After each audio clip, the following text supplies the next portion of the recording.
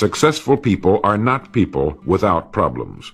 They have, as a rule, just as many problems and largely the same kind as everyone else. The difference is that they learn to solve their problems. Successful living is nothing more than the ability to solve successfully the problems which are as much a part of living as breathing. The degree of our success will be determined by the extent to which we can solve our problems. If you can tell me what you want, I can tell you how to get it. The problem with the great majority of individuals is not with their ability to achieve their goals in life, but rather with the failure to understand two factors vital to successful living. The first is to make the decision as to what it is we want enough to give it most of our attention until it's been achieved, and to clearly define it. And the second is to fully understand that we have the ability to achieve this goal, or we wouldn't want it in the first place.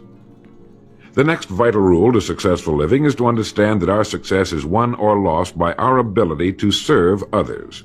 We are interdependent, and it's just as impossible to succeed without serving others as it would be to live in our modern world without others serving us. Our rewards in life will and must always be in exact proportion to our service. It is the misunderstanding of this single law which, in my mind, is responsible for fully 90% of the frustration and discontent we see around us. Now, a lot of people don't like this law, if they're even aware of it, but not liking a law does nothing to change it.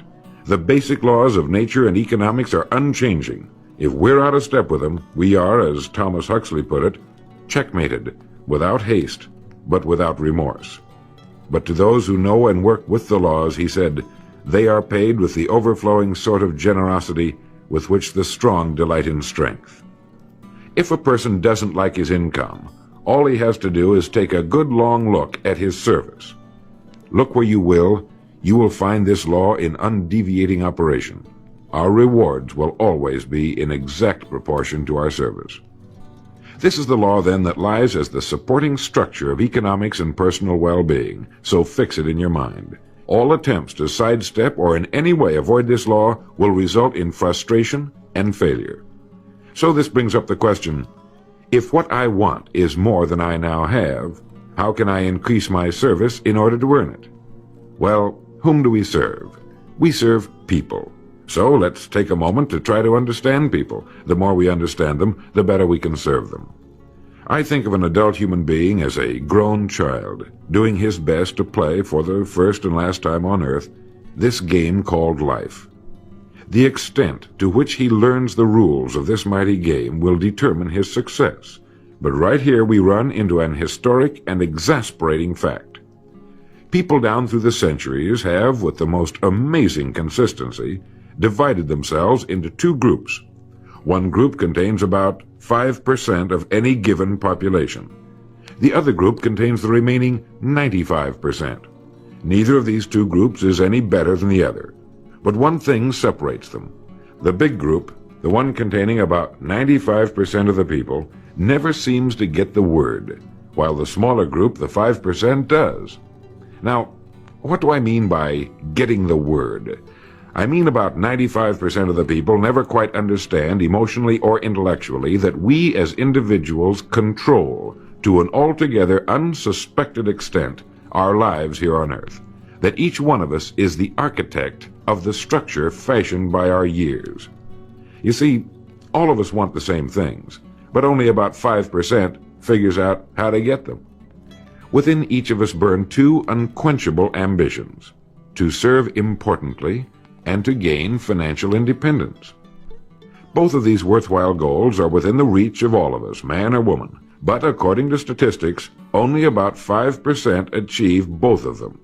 Why? Let's look at it logically.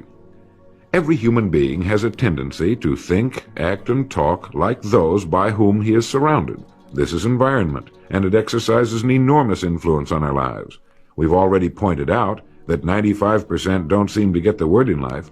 Then it follows that in the case of any given individual, the odds are 95 to 5 that he is surrounded by the larger group. And since a body in motion tends to remain in motion until acted upon by an outside force, that he will continue to conform to his group unless we can do a better job of serving him through knowledge. The failure of most people to live successfully is not caused by their lack of abilities, far from it, but rather in their failure to decide what it is they want, and understanding that our wants are governed by our talents and abilities, and that we are divided into two groups of roughly 5% and 95%, and that it's the 5% group which is successful. So here, let me give you a definition of success which, to my mind, covers the subject completely. Success is the progressive realization of a worthy ideal. That is, anyone who knows where he is going in life is a success. At the moment he makes the decision of what it is he intends to accomplish, of what it is he considers a worthy ideal, he is successful. Once this goal has been accomplished, he is again, by our definition, a failure, until he establishes a new goal toward which to work. To my mind, this is what we as human beings were intended to do, to go through life from one achievement to another, and to finally come to the end of our road here on earth, still reaching, still working toward a new and better plateau on which to stand. For this is to live and live completely, to know as much as we can know, to serve as much as we can serve, to accomplish as much as we can accomplish. Well, since success is the progressive realization of a worthy ideal, why are we faced with only 5% who can be called really successful? Because the best estimates available tell us that only about 5% will ever decide upon and define the one thing they want. One thing, because we can only do one thing at a time. To my mind, the story of a person's life is the story of a quest, a search to which he devotes his life. We know that the happiest people on earth are those who know exactly what it is they seek and set boldly out to find it. And while we're all dreamers, the fortunate ones are those who have found a dream so exciting and worthwhile that they'll devote a part or all of their lives to making that dream come true.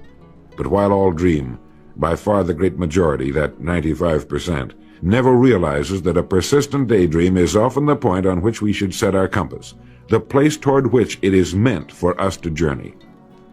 The tragedy is that the great majority shrugs off this built-in direction finder and returns to the wide, visible, well-marked road in life which they feel must be the best road because it carries the heaviest traffic. Well, let's make this point clear. The road in life with the heaviest traffic is not the best road to follow, for it is the road of the 95%. It is the road with no more opportunity and with 19 times as much competition. Of all the billions of human beings who've lived on Earth, all great advances, all great ideas have come from just a handful, a few thousand out of billions. Now, how have the people as a group reacted to the great ideas? Every great leader and thinker, from Socrates to the Wright brothers, has been scorned, ridiculed, poisoned, imprisoned, stoned, pilloried, burned at the stake, or crucified. Mankind as a group has made a consistently grisly game of tormenting his saviors. Why? Lack of information, lack of knowledge. It comes from following the wrong crowd.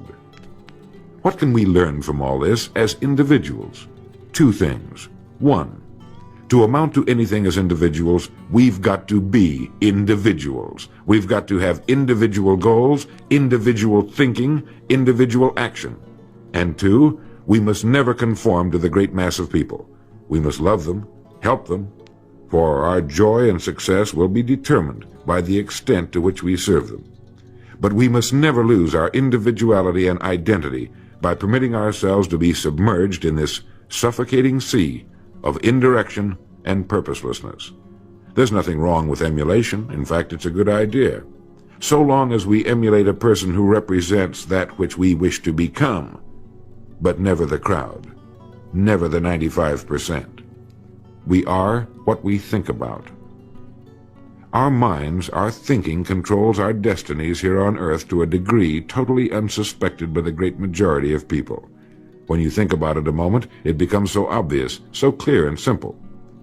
Well then, if we become what we think about, and if we can control our minds, we can pretty well tell our own future.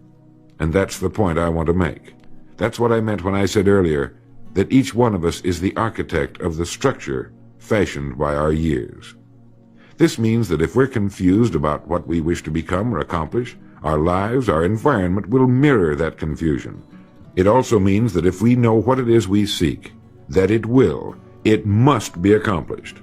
barring an act of God or a catastrophe over which we have no control, we as individuals can call our own shots for the rest of our lives. We can know what it means to go through life from one success to another, to play life according to the rules and reap the rewards. We can know what it means to have peace of mind and live calm, cheerful, successful lives. You are at this moment the sum total of your thoughts to this point, for there is nothing else you can be. And 5 years from now, you can be and have anything you set your entire mind and heart upon. Succeeding in life has always been a matter of doing that which the great majority does not do. Now let's keep this in mind as we get into this business of goals. It isn't that I want to make an invidious comparison between the 5% and the 95%, not at all. That's just the way it is. And if we don't recognize it, it will be to our cost. At the beginning of this record, I made the statement, if you can tell me what you want, I can tell you how to get it. You see, the trick is not in achieving our goals, it is in establishing them. A ship would never leave a harbor if it did not have a destination. An industrial plant would never open its gates if it did not have a product or a purpose. Football would not be played without goalposts, nor would baseball without a home plate. Every business operates for a purpose. Every game has a reason. Getting back to the analogy of our ship, if you were to climb to the navigation bridge and ask the captain the name and location of his next port of call, he would tell you immediately. There's not the slightest doubt in his mind. Can you tell anyone your destination just as quickly and in one sentence? The captain of the ship knows that he can arrive at only one port at a time. He knows that it's impossible to arrive at two. Do you know that?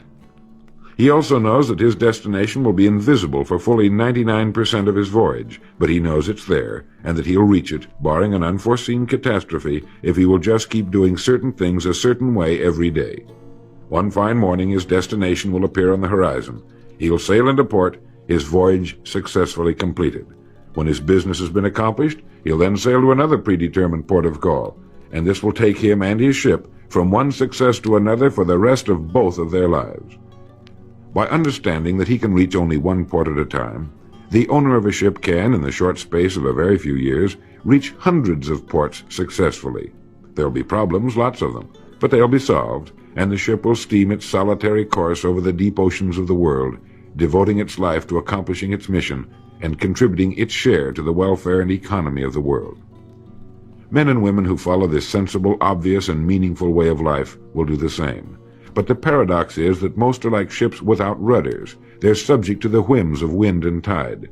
And while they hope they'll one day arrive in a rich and bustling port, you and I know that for every narrow harbor entrance, there's 1,000 miles of treacherous and rocky coastline. The chances of their just drifting into port are 1,000 to 1 against them. These are the unfortunate people who, not knowing the rules, believe that circumstance controls our lives. They believe in luck and superstitions, fate, the breaks. They believe that success comes as the result of who you know, not what you know.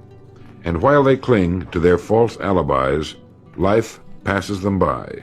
For the rules of life are just, and they are checkmated, without haste, but without remorse. Now what about you? Remembering that the definition of success is the progressive realization of a worthy ideal, what's the ideal toward which you are working, now, today, yesterday, and tomorrow? Can you write it in one sentence? Is your goal sharply and clearly defined? I mentioned on the first side of this record that I could tell you how you could be and have anything you set your mind on in 5 years. To better understand this, you must examine one of the most overlooked facts in the world. It is that every job, no matter what it may be, holds somewhere within itself the key to everything we want in life, the key to greatness. But we must look for it, and we must think. Decide to become a professional at your business. You see, we can either compete or create. If we compete with all the other people in our line of work, we must be willing to accept the same rewards. If that's what we want, fine. But if we want to become professionals at what we do, then we must create.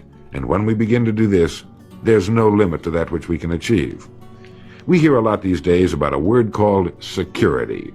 Everyone wants security, but not 1 in 10 can tell you what it is. Most people will tell you that security rests with a job. This is impossible. There is no such thing as a job that represents security. Anyone with a job can lose it for any one of 1,000 reasons at any time. There is only one place on earth you can find security, and if it isn't there, it isn't anywhere. It's inside of a person, never outside. If a man has security inside, where it belongs, his wife and children can feel it when he sits down to eat with them, and they're warmed by it. If a man has security inside where it belongs, you can see it walking down the street, and you can feel it when he enters a room. That's security, and you can't take it away from him. You can take away his money, his home, everything but a wife who's willing to start over, and most of them are, and drop him anywhere in the country. Go back in a year, and he'll be doing just as well as when you found him the first time. You can't keep a good man down, no matter what you do to him. Like cream on milk. You can shake it all day, but just set it down for a while, and it'll bounce right to the top again. This man or this woman has security where it belongs. And do you know where it comes from? It comes from doing what we do for a living surpassingly well. It comes from being a pro in a world of amateurs.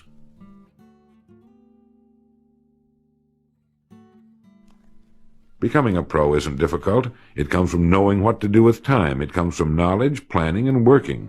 First, knowledge. This means learning everything we can about what we sell, learning everything we can about people, since that's who we sell, and learning everything we can about selling, since that's our profession. What we sell, who we sell, and how to sell. Those 3 subjects would fill a large library, but we can take things one at a time, and by devoting an hour a day to study, we can become outstanding professionals in 5 years or less. And it's the professionals in this business who can write their own tickets, good times or bad. They can live where they choose, and being professionals, work when they choose. Second, planning. This means writing down the specific goal we're now working toward. It means writing in detail about the first port of call we want to reach, realizing that we can only reach one at a time. It means selecting the income we feel will represent financial independence to us. Once this has been selected, we know exactly what we must do in order to reach it. As soon as our first goal has been reached, we can set a new one. The person who does this is the person people call lucky. Good things just seem to happen to him. The so-called breaks start coming his way. But it's a result of planning and working positively that attracts the good things to us. I can't emphasize too much the importance of describing your goal in detail. If it's a beautiful new home, get the actual plans, or at least an elevation drawing of the home, and carry it with you so that you can look at it regularly. If it's a certain amount of money, write down the specific amount for the coming year to the penny, and then work your plan. Whatever your goal may be, write it down in detail. Then you're like this ship. You're on course, and you reach more successful ports in a few years than most men do in a lifetime. And third, working. Working more than the average, if we're going to achieve more than average results, is necessary, of course. But with proper planning and with knowledge, it seems easy. Moreover, to work, we need energy, and energy is inextricably linked to desire. Unless we have a desire to do a certain thing, we find ourselves without the energy. But you will never find desire without energy. Once our goal has been crystallized in our minds and we realize that we become what we think about, our doubts vanish as to whether or not we can achieve our desired ends, and with the picture of our dream in our mind, we have abundant energy. Compared with what we ought to be, we're only half awake. Our fires are damped, our drafts are checked. We're making use of only a small part of our possible mental and physical resources. Stating the thing broadly, the human individual thus lives usually far within his limits. He possesses powers of various sorts which he habitually fails to use. He energizes below his maximum, and he behaves below his optimum. And then he wrote, excitements, ideas, and efforts, in a word, are what carry us over the dam. He goes on in this excellent essay to point out that we have deep reservoirs of abundant energy that we habitually fail to use, and that by pushing past the first false feeling of fatigue, we will find an exhilarating second wind that will take us to our goals. This is why in studying the lives of the world's great men and women, we find they seem to be indefatigable. Work meant nothing to them, because what they were doing, where they were going, filled their entire worlds. Frequently, people find it difficult to establish a goal toward which to work. Realizing that we cannot be successful without a goal, here's a good way to solve the problem. Get off by yourself and where you can think without being disturbed. Then write on a sheet of paper a complete description of the person you would like to be and the things, in being this person, you would have. Once this has been done, start acting the part of the person you wish to become. Carry as often as you can a clear mental image of the person you want to be and begin to be that person. Soon this will become so knit with habit it will lead you without fail to the goal you seek. You see, when you begin to do this, you're using your greatest power, your mind, and you will become what you think about. The only thing about a man that is a man is his mind. Everything else you can find in a pig or a horse. Think about that line until you know what it means. The only thing that sets us apart as human beings is our divine minds. Everything that means anything to us, our love of our families, our faith, our dreams, our talents and abilities, our religion, everything we know, is connected to us solely through our minds. Our minds represent our hope and our future. Yet, as a rule, it is the last place the average person will turn to for help. Your mind contains riches beyond belief, but you must prospect this rich and largely unexplored continent. And the only way it can be prospected is by systematic study and systematic thinking. Your mind is like a muscle. It will develop only to the extent that you use it, no more. By devoting an hour a day to study, you're building your mind into a powerful and creative servant. If you only do this 5 days a week, it comes to 260 hours a year. That's 1,300 hours in 5 years, or the equivalent of 162 8-hour days devoted to study and research. Believe me, if you'll do this, in 5 years you'll be one of the most accomplished professionals in your field, and you'll have the world on a string. You will virtually be able to write your own ticket. The average man works 8 hours a day, about 50 weeks a year, for 40 years. That's time enough to become great at anything. The time will pass anyway. We might as well reap the rewards. So now, let's sum up and reduce the whole thing to a workable formula, a set of rules for this game of life that cannot fail to take us to where we wish to go. The first and most important thing to remember is the rule that controls our life. We become literally what we think about. This means that we must establish a worthwhile goal toward which to work, a goal that will occupy our minds most of the time. This goal should be written out or illustrated.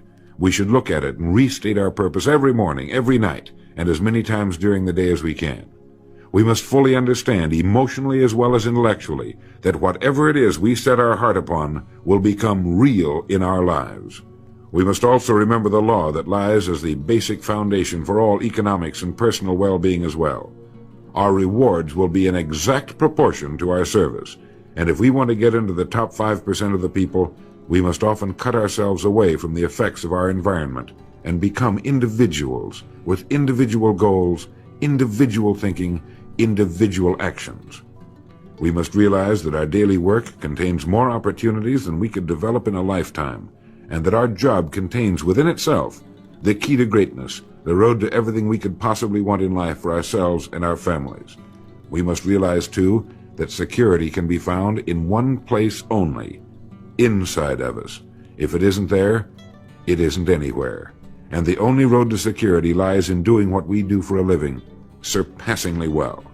And lastly, that we must become professionals at what we do, and that becoming a pro involves knowledge, planning, and working. Knowledge of what we sell, who we sell, and selling. Planning by establishing the goal, which automatically establishes our work pattern. The great salesman is like the great golfer.